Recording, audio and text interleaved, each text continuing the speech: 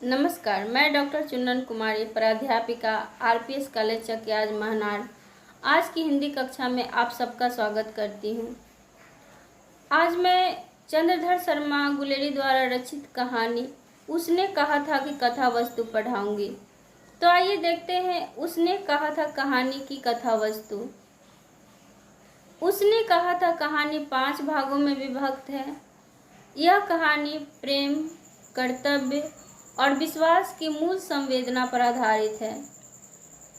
प्रथम भाग से कहानी का प्रारंभ होता है, जिसमें लेखक ने बड़े ही आकर्षक ढंग से अमृत शहर के भीड़ भाड़ वाली सड़कों पर इक्के टांगे वालों की बोलियों का परिचय देते हैं एवं वहां के बाजारों का सजीव चित्रण करते हैं। इसी बाजार में एक लड़का, 12 वर्षीय लड़का एवं 8 वर्षीय लड़की की मुलाकात होती है।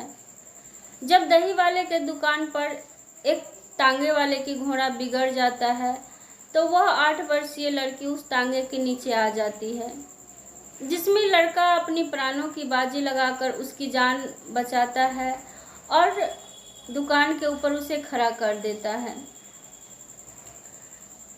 इस बीच उन दोनों का मुलाकात कभी न कभी हो ही जाता है, कभी सब्जी वाले के दुकान पर, कभी बड़े वाला, कभी दही वाले के दुकान पर।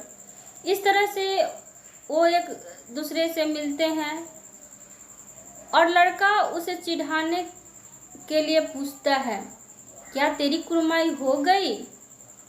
कुर्माई का मतलब होता है सगाई या मंगनी।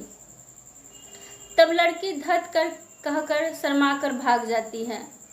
यह सवाल उसे छेड़ने के लिए लड़का अक्सर पूछते रहता है और वो बार बार एक ही जवाब देती है, धत कहकर भाग जाती है। एक दिन जब लड़का फिर वही प्रश्न पूछता है कि क्या तेरी कुर्माई हो गई, तो लड़की कहती है कि हाँ हो गई, देखते नहीं ये रेशम की सालू जो मैं ओढ़े हुई हूँ। यह सुनकर लड़का को बहुत ही आघात लगता है और वह मानसिक असंतुलन का अनुभव वो करता है।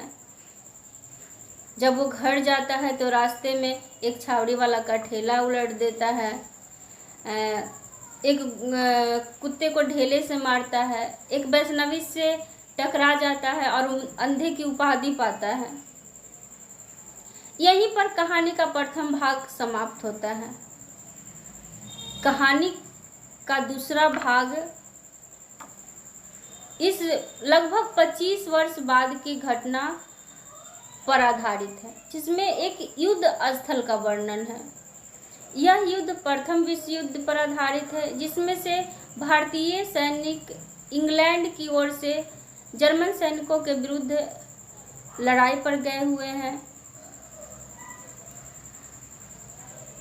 लड़ाई करते समय एक खंदक का परिदृश्य पाठकों के समक्ष उपस्थित होता है, जिसमें से जितने सैनिक इंग्लैंड के तरफ से युद्ध स्थल में लड़ रहे हैं वे सब वहां उपस्थित रहते हैं। लगातार कई दिनों से वे लोग उस खंदक में हैं, जिसकी स्थिति बहुत ही दयनीय है। ठंड के मारे सबका बुरा हाल है, कोई व्यवस्था नहीं है, हर जगह घुटने तक कीचड़ भरा हुआ है, जिसमें से बोधा सी रहता है।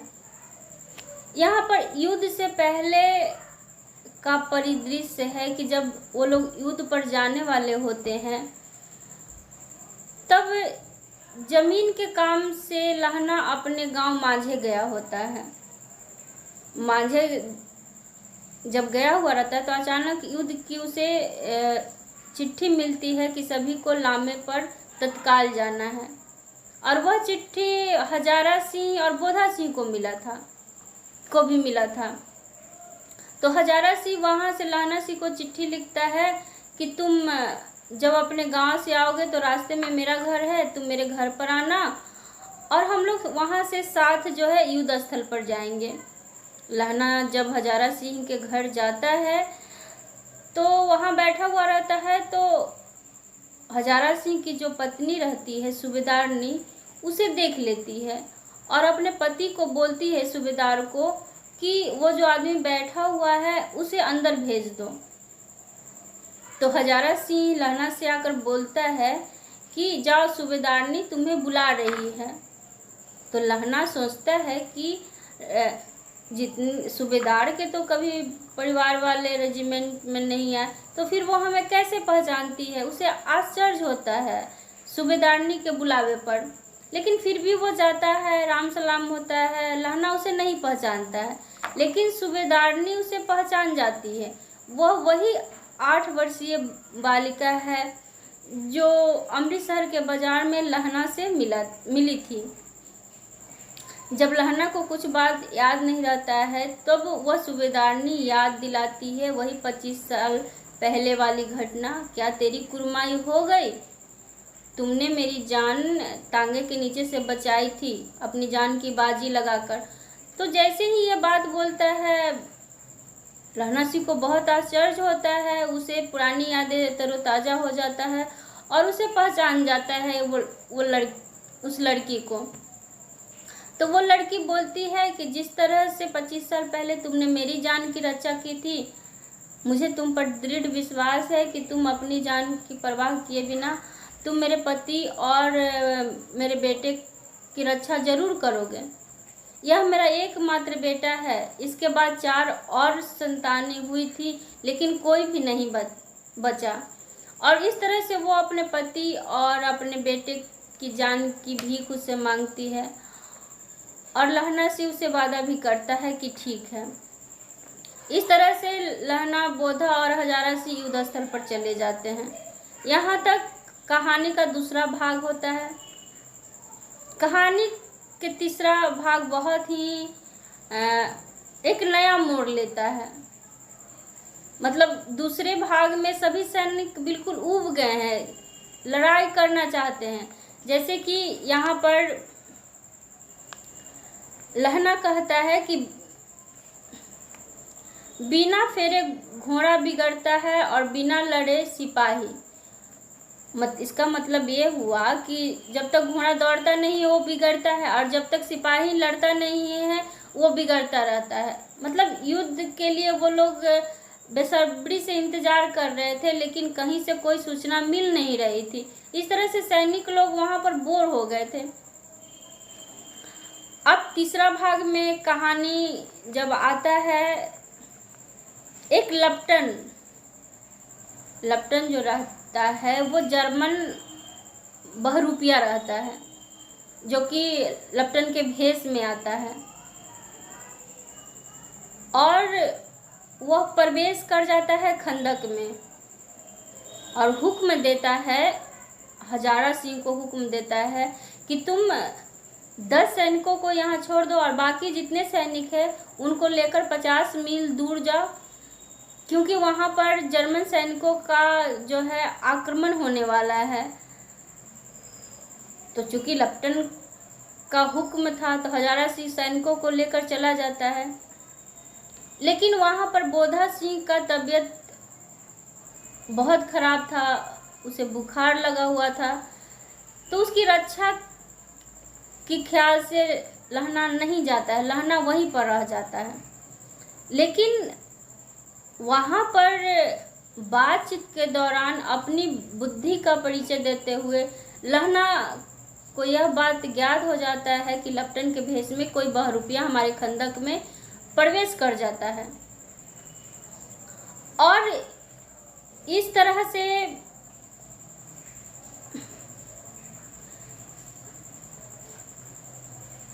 कहानी जो है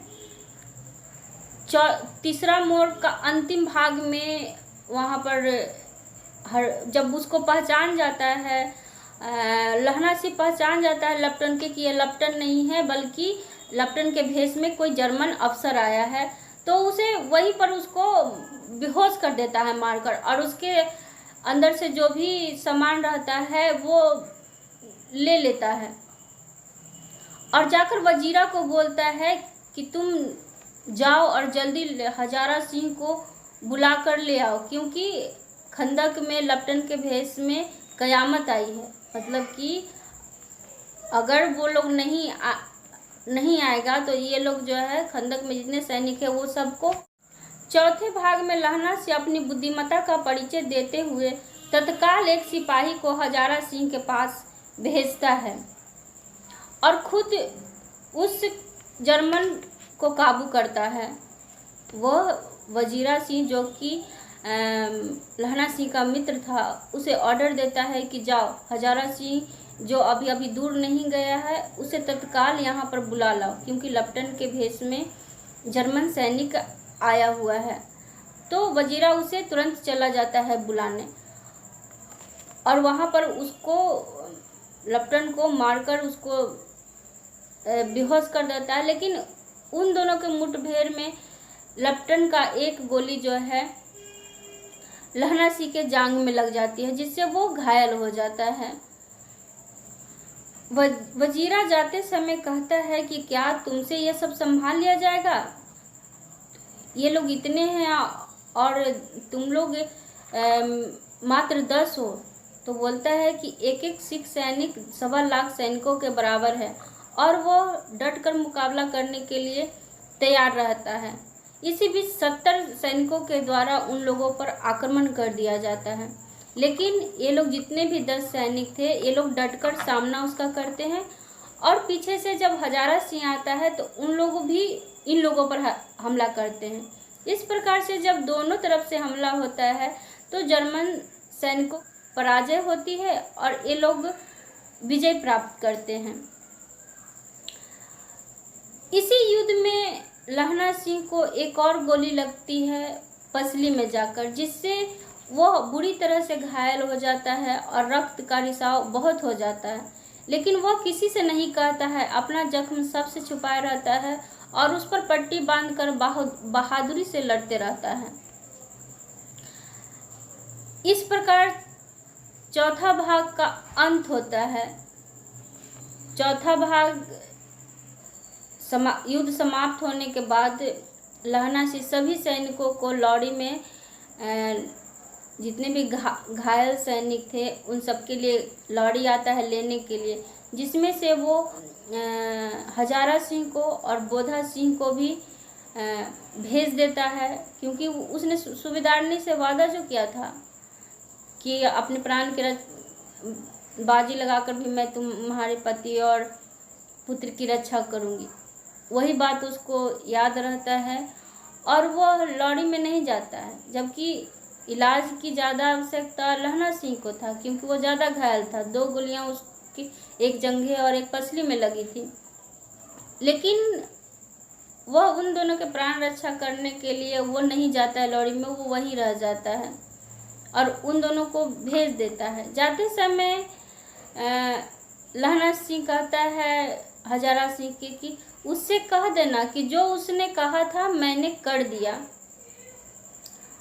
तो हजारा सिंह कहता है कि उसने क्या कहा था, तुम ही आकर उससे कह देना।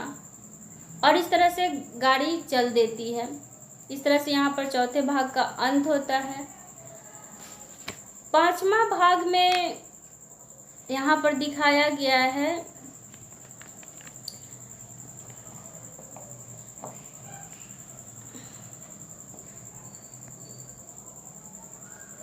मृत्यु के कुछ समय पहले स्मृति बहुत साफ हो जाती है। जन्म भर की घटना एक एक करके सामने आती है।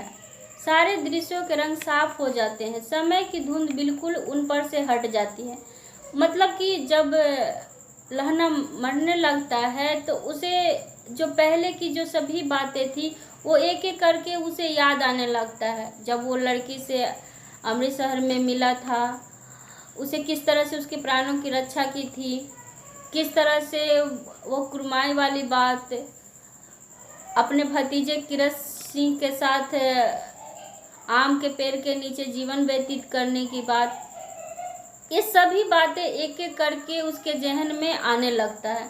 यानी कि वो फ्लैशबैक में जाकर, पूर्व दीप्ति शैली पर चूंकि यह कहानी लिखा गया है, तो फ्लैशबैक में जाकर सभी घटना एक एक करके उसके सामने उपस्थित होता है। और मरते समय वह वजीरा सिंह के गोद में रहता है, उससे पानी मांगता है पीने के लिए। यहाँ पर वजीरा सिंह पानी पिला दे। 25 वर्ष बीत गए, अब लहना सिंह 77 आपस के जमादार हो गया है। जब युद्ध में वो लड़ रहा था उस वक्त वो 77 राइफल्स का जमादार था। जमादार यानी कि सबसे जिसको कहा जाता है कि सबसे सीनियर ऑफिसर हो अब के डेट में, तो वो 77 राइफल्स का जो जमादार था। उस 8 वर्ष की कन्या का ध्यान ही न रहा, न मालूम वो कभी मिली थी या नहीं। 7 दिन की छुट्टी लेकर जमीन के मुकदमे की पैरवी करने वह अपने घर गया था। वह रेजिमेंट के अफसर की चिट्ठी मिली कि फौज लाम पर जाती है। लाम यानी कि युद्ध पर जाती है, मतलब कि जो घटनाएं उसके साथ घटित होती है वो मरने के वक्त एक एक करके सभी बातें उसे याद आने लगती है। हाँ, अब ठीक है, पानी पिला दे बस। अब के हार में, हार यानी कि हार मतलब होता है खेत, हार में यह आम खूब फलेगा। चाचा भतीजा दोनों यहीं बैठकर आम खाना। जितना बड़ा तेरा भतीजा है उतना ही यह आम है। जिस महीने उसका जन्म हुआ था उसी महीने मैंने इसे लगाया था। वजीरा सिंह के आंसू टप टप टपक रहे हैं। मतलब कि वह अपने भतीजे के साथ जीवन व्यतीत करने के कुछ सपने देखे थे, उसकी भी याद उसे आती है। फिर उसके बाद कुछ दिन पीछे लोगों की अखबारों में पढ़ा, मतलब जब लहना की मृत्यु हो जाती है तो पेपर में एक दिन आता है कि फ्रांस और बेल्जियम 68वीं सूची मैदान में घावों से मरा नंबर 77 6 राइफल्स जमादार लहना सिंह। यहाँ पर इस तरह से लहना सिंह की मृत्यु की घटना सिर्फ घटना ही बनकर रह जाती है। ना तो उसे कुछ सम्मानित किया जाता है, ना उसे पुरस्कृत किया जाता है। इस प्रकार इस कहानी की कथा वस्तु का अंत लहना सिंह की मृत्यु के साथ ही हो जाता है। यह कहानी प्रेम संबंधों से ऊपर उठकर मानवीय संवेदनाओं के ऊपर आधारित है। इस प्रकार गुलेरी जी ने इस कहानी में संयोग, प्रेम, कर्तव्य और बलिदान को व्यापक रूप से प्रस्तुत किया है। धन्यवाद।